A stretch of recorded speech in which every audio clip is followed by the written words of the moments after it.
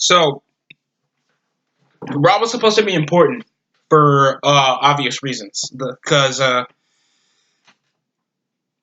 Super Showdowns this month. Randy Orton was supposed to explain his actions for previously attacking Edge after his return back on Monday Night Raw, and it ended up with him getting overly booed over the crowd because of the massive heat he succumbed from over, the history of hitting a man with a move that requires hitting the neck region that, triple infusion surgery that Edge had over the 9 years. So,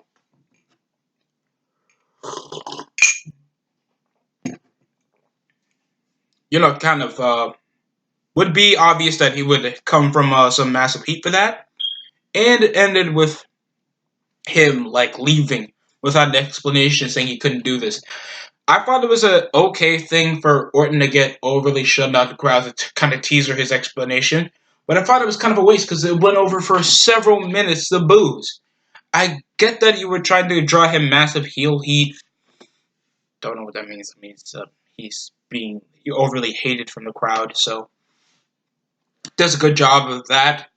But there should have been a basic explanation, like him ruining his chances to win the Royal Rumble for the third time of his career, or just a massive history that he had, or he's been overshadowed and he's been overhyped being in the Hall of Fame because of an injury, or something like that. Just more of a personal explanation. Thanks, these guys have a long history together in the ring. So I thought that was underwhelming. Raw has been better than SmackDown over the past couple weeks. I can agree with that. There's been plethoras of reviews from YouTubers, obvious critics, and for me, there's been more stuff to talk about on Raw than there was on SmackDown. Obviously because of the long running time, 3 hours from Raw, 2 hours of SmackDown. We had MVP and Edge come out last week on Raw. What in the hell SmackDown had? Dog food doused on a grown ass man. How is that going to, entice you to watch their product? Especially on a Fox, a network that has a lot of people watching other sides of just SmackDown. So, obviously, more enticing. Lana faced off against Liv Morgan for probably the last time. They already did 50-50 booking over, I think it was a heel Lana, just a roll-up victory. Lana came up losing by a modified flatliner. Over the biggest thing she did was rip off a spot that she faked an arm injury. That at least Alexa Bliss, when she does it, she's double jointed, so it looks legit. Like, oh my fuck, somebody really broke her arm. It ended up with her just tossing Liv Morgan over the rope so she could try to take advantage. Other than that, it was a basic fast match, and this was literally the last match of the previous Raw. So, yeah, I don't know what they're going with this. Obviously, it's not a relationship storyline. Rusev wasn't even here for the previous week.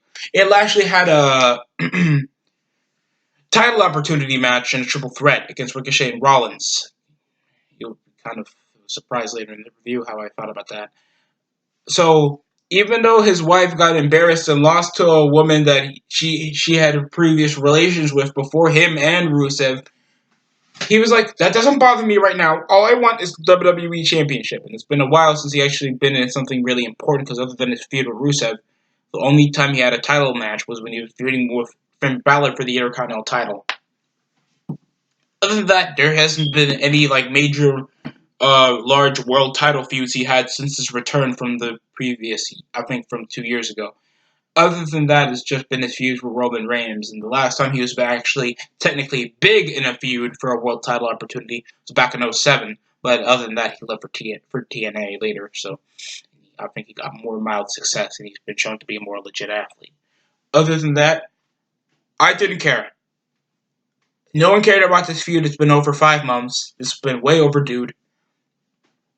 If it was just, I think they're just going to break it up doing some kind of street fight or something, False Count Anywhere. Just something that let these women just do basic diva crap. It's not diva. It's not women's wrestling. It's basic melodrama crap with a blonde woman and a blonde woman fighting over the same dude. Oh my god, this on the way versus Lana and Rusev again. Wow, this is dumb. This is entirely dumb.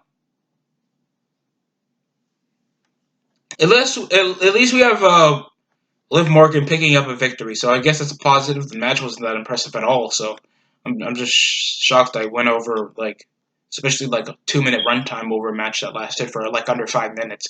Next up, we had Drew McIntyre against Mojo Rawley with Riddick Moss, his pseudo lineman, like Muscle supposed to hold him to help him hold on to the 24/7 championship. Not as important as, if you need him, if you want to target the more important belts than a belt that's meant to transition every other day. It's kind of silly, or else you make that like a TV title or something. There's no need to do that. It's not even in a comedic sense. It's a 24/7 title. R-Truth held it for over 10 times. Or 15, I think. There's no point on doing this type of thing, so Rawley can be shown as a pseudo mid-carder. He's a pseudo jobber. Well, you pin R-Truth? Congrats. Everybody else pinned R-Truth to win that thing. And then you get squashed off Drew McIntyre, and he said, it'll end in 3 seconds. He comes around talking about his feud with Brock Lesnar, seeing how he's going to take out Brock Lesnar, and then he undervalues a guy who's been literally holding on to, I think, the 24/7 title for like over a week now. Over a week and a half. And then he just was happy that this was a non-title non-title defense for the 24/7 title, just for a one-on-one match. And guess what? He gets Claymore kicked in like 3-4 seconds. And then pinned and then some. It was basic. It undervalued a singles run. If you wanted Mojo Rawley to collect some heat, why not just let him lose off disqualification so it can show how intimidating McIntyre really is? I'm just saying, man. Coming from my experience, the best part of this was 2008, No Way Out. If you watched it, hopefully you did. Hopefully you did if you're that older. I'm only 20. I'm shocked I still remember crap like that. Orton faced off against John Cena for the WWE Championship, one of their hundreds of matches. Oh, God, half of them was for the world. Well, majority of them was for the world title. Orton was coming close in a pretty close bout that Cena was about to nearly win the WWE Championship, even though he won the Royal Rumble the previous month. Then, he slapped the referee immediately so he can reclaim his title, and then the triple threat match with Triple H and John Cena and Randy Orton happened at Mania 24 that Orton retained. So, that's at least heelish. It's a dick move. It keeps him safe. Makes him look cowardly. It makes him look like he could beat Cena at his best day. So, yeah. And it still makes Cena look dangerous. So I'm shocked you have a weekly program. You can do something simple as that. Because Mojo Rawley has nothing to lose. So a DQ finish, just to show McIntyre to be an intimidating threat, shouldn't be that hard.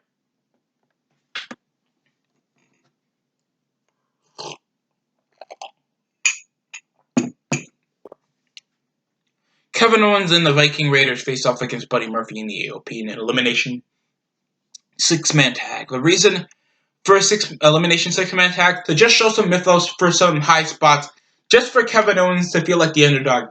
The Ivar got caught up from a knee injury earlier in the match, and Eric was just getting his ass beaten. And then he was used for later on the match for Seth Rollins in his triple threat match. There was a cool spot. He was like terraining over everybody. AOP, super kick, Buddy Murphy. Everybody was out the way. He even beat the crap out of Rollins. It was a big spot, but it ended in, I think, some kind of pop-up powerbomb. AOP won the Monday Night Messiah save. Basic maneuver. It had no threat, though. I think elimination matches should be used for something else.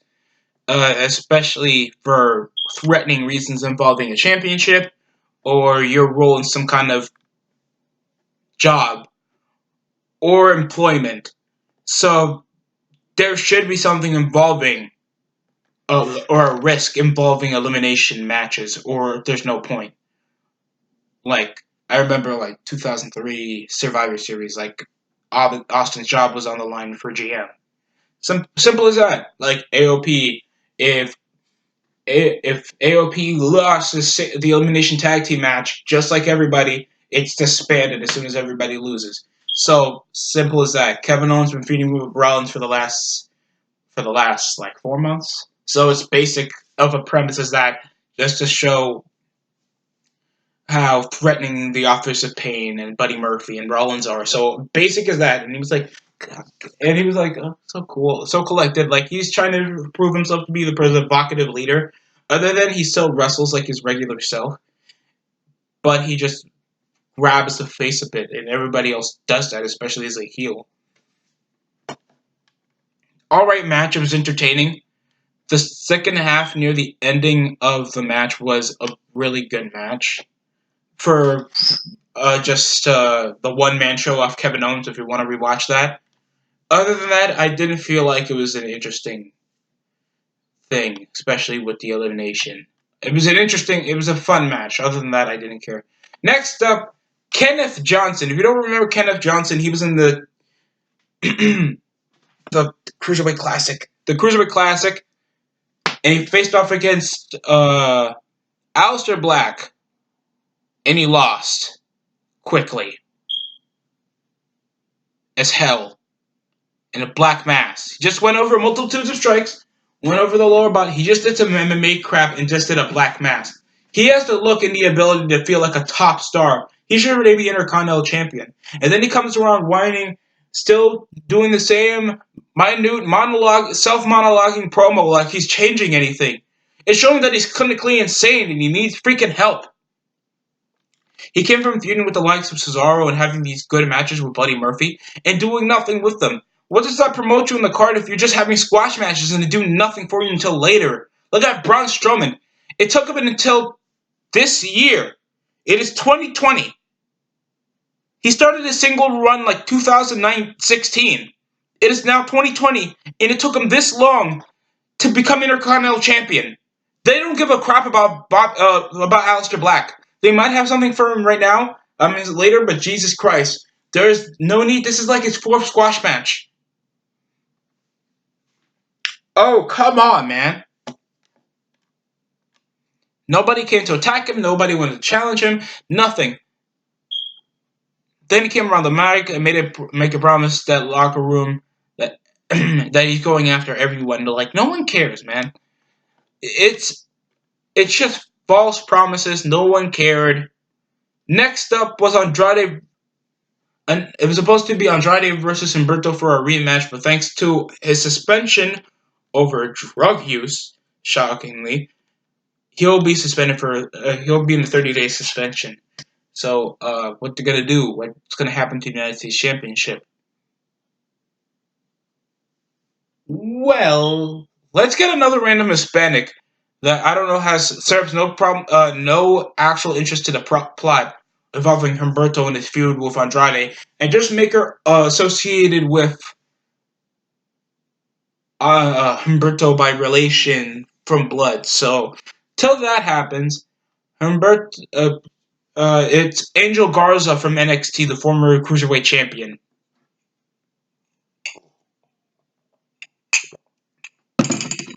And all I can say, I should have saw none of this coming. I mean, it's great to see an NXT star sometimes. Because I saw his match with Leo Rush. Fast paced as hell, fun. Watch it if you can. I think it's on the network. But if you have a life, you'll just watch it on YouTube. Just like everybody else. Or illegal streaming like everybody else. Because the network is not working. It's obviously failing. And their subscription count is going. If you look up the numbers, it's bad. It's really bad. Gets worse. I'll put it on the channel and I'll let you people know. Other than that, Rey Mysterio came into the rescue of Humberto after he was smashed on the concrete with I think it's called the wing clipper. That just looked like a hammer lock, headlock, and then he just lets himself fall. I mean, I guess that does some damage to the neck, but other than that, it doesn't look that intimidating. And then Humberto, then Rey Mysterio came. Goes, he's Hispanic, so he comes to the rescue to help a fellow luchador out in a fast-paced match Sunset flip powerbomb to the barricade. There was a cool hurricane around it. There was a cool spot when he took off his long tights for short tights. I think that's his gimmick thing. For a quick diversion for any type of thing. I think he did that for Hurricane Arana. And then after his victory, this match lasted for at least 15 minutes. It was a long match. They should have made it quicker. It ended in a DQ. He hit Mysterio then on the concrete instead of Humberto. So it ended up in a DQ finish to show that Humberto's a dickhead. I don't know why they still continue that same spot in that same area. Like there's any other part. Like you can't just hit his head or just rip off the match. Oh, the mask. Oh, that's on Andrade's thing. And now he can't do that. So, and the commentators were trying to go over there. The Garza family has kind of a history with Rey Mysterio because Rey Mysterio is old.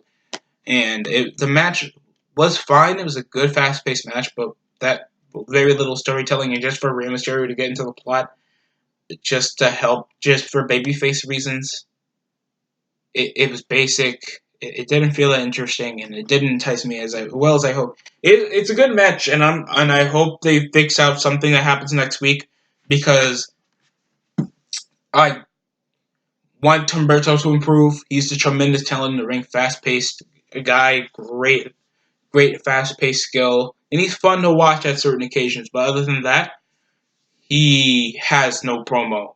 If he had a 2K rating, he would have 0 overall promo. The dude can't speak. He's going to make it relatively clear. I need to speak to people Spanish in the wrestling roster. So give me Angel Garza, Berto, Andrade, Selena Vega, and nobody even translate for him. Andrade seems like he can speak English fine, and he wants to mix in a bit of Spanish. So yes, sure, Selena Vega can be involved, but not for Humberto. Just spewing out Spanish over the middle of the promo, and then we have Angel Garza just rapidly reacting like, oh my goodness, he got it now. Holy shit, and listen, that's nice and all. If this was in AAA, maybe the best feud of the year, I guess. But other than on Monday Night Raw, it looks dumb, it looks canny, it looks crappy, and it doesn't entice people to watch. That's just me. And I think for newer viewers as well, they would not be that impressed. Unless you speak the language. That would be nice. Next up, Rhea Ripley comes out. Biggest pop of the night. It was cool to see Rhea Ripley look badass. Her entrance music sounds awesome. Comes around and says, and the Queen says the NXT has love for the Queen, and Queen has love for NXT. It was like a nice promo, learning the fact that there's a different alternative from the SmackDown Women's title that she wanted before. But I thought NXT was supposed to be like a proven grounds, like supposed to be like a developmental role, and now they're treating it like a third brand. That's great and all, but don't you know that they kind of grown out of those belts? Like Seth Rollins, he's not going to be like at McIntyre's not going to be like on WrestleMania. I'm going to main event WrestleMania and get my rematch so I can face off against Adam Cole for the NXT. It's not interesting. It's not enticing. It doesn't change the factor. At least for ECW, that's a bigger name. People know ECW. It's a different alternative. It's a different style, and it's gonna feel different. NXT is just WWE wrestling with an Indies feel. It doesn't feel that impactful when ECW at least was a different type of wrestling than SmackDown and Raw was. So there's your difference there. It's nice to see that they want to put NXT stars to mix up with the main roster. And plus, I think they ran out of ideas. Plus, Bayley's heel, and I really don't want to see Becky Lynch and Charlotte again. Just for horsewomen, wash, rinse, and repeat storylines that just go out the wazoo. And it was cool. She came walking out and not even explaining why it looks like she's ignoring her and just says woo to just maybe just tease her. I heard that she came in on NXT. Other than that, I don't do NXT reviews because even I have a bit more pride for myself. I'm not trying to be that type of channel. So, that was pretty much it. Cool to see Rhea Ripley. Next up, Natalya versus Asuka. Best match of the show. Great off countering her sleeper, the Asuka lock a couple times.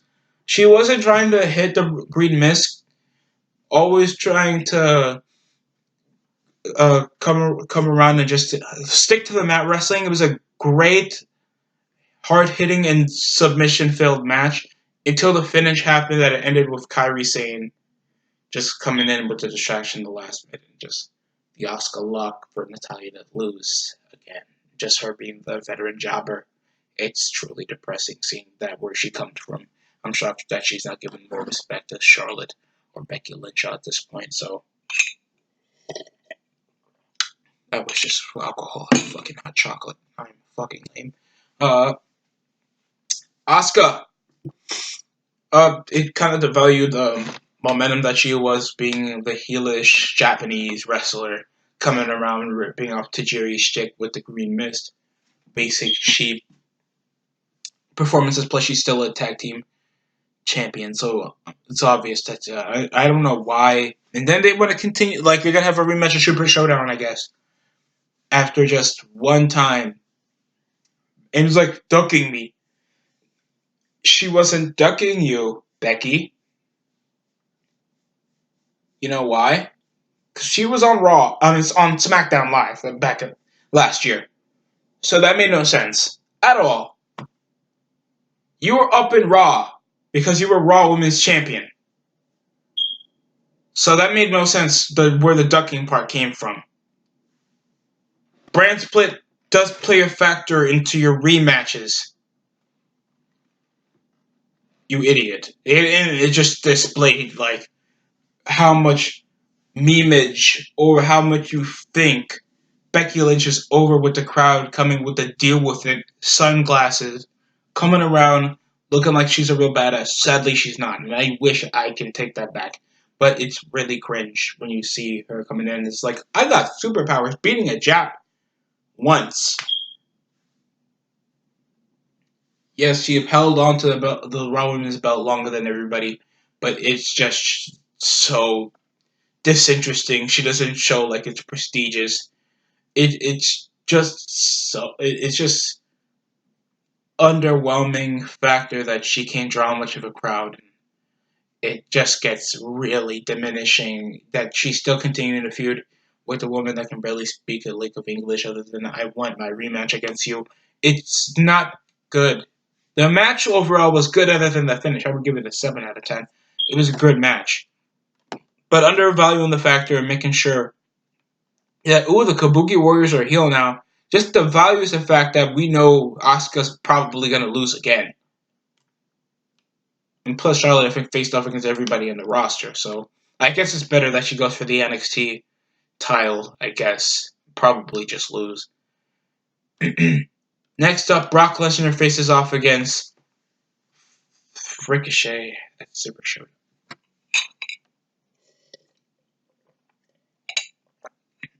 Oh no, please be rum! Okay, no.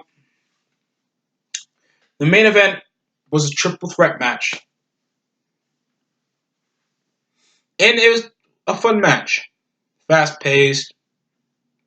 Basic premise, Ricochet's the underdog. Rollins and Lashley are the odds-on favorite. Cool little three-way powerbomb to superplex. Top Gun Holo from Ricochet. Obviously the suicide dive from Rollins to Lashley. It ended up a simple little reversal into a 630 that Ricochet pinned Lashley. And as soon as that happens, Ricochet came from, woo. Wait, isn't this the guy who kicked me in the gut and then eliminated me so quickly? And then he just F5s him out of nowhere. And then McIntyre doesn't even come out to help after he literally F5'd him the week before after he won the Royal Rumble. I don't know, just make intervening storylines or something. You just make Brock Lesnar obviously feel on top. It doesn't even feel like a heelish maneuver. It just feels corny. Like, are you sure you tried to critically injure Seth Rollins back before SummerSlam of the last year, and F5'd him on a stretcher? You ended up losing the second time in a major pay-per-view. So I'm feeling like this is gonna be a jinx. I'm feeling like this is gonna be a pattern. It's just the thing now. And I'm not trying to be nepotistic. Other than that, I felt like Raw was entertaining. I'll admit that. It was entertaining. I'll give it a 6 out of 10 for today. It was a good showing. The only negatives I think I had was there should have been a legit promo with Randy Orton. The finish of the Natalya and Asuka match. Other than it was a good match. Lana and Aleister Black, obviously out of ideas for Aleister Black at the moment. Lana and Liv Morgan's feud should not be ongoing still. Hopefully that was their last match, or they got to end the next week. They better not have a pay-per-view on this. I swear to God. So, yeah, that's pretty much it. Other than that, no. Other than Ruby Riott coming in excitingly by the fans that people didn't even remember the Riot Squad existed and how they disrespected Natalya's dead dad from the same year. It really just displays to you how much WWE thinks that people remember crap like this. Like Cody Rhodes and McIntyre was a tag team, then they were tag team champions. I remember that than I do fucking the Riot Squad that disrespected Natalya's that year recently deceased father. Like he died, I think that October, and then they made the feud come December, so that's kind of effed up. So yeah, other than a feel good moment just to pay respect to his father, I just felt like that was crappy. That's the only time I remember the Riot Squad. They weren't that memorable. And they come up to NXT to the main roster and they get jobbed out by everybody. So I don't know why this is just a segment, just to pour more salt into the wound and just for Liv Morgan to get more TV time for a pointless feud. I don't know why every member of the Riot Squad are on Raw. Sarah Logan just was having 2 matches with Charlotte before the Royal Rumble and lost twice. Ruby Riott just came from an injury, and Liv Morgan just was feuding for the last couple months with Rusev, Lana, and Lashley. So I guess everybody's involved in something. Other than that, the show was fine. It was just a fine show.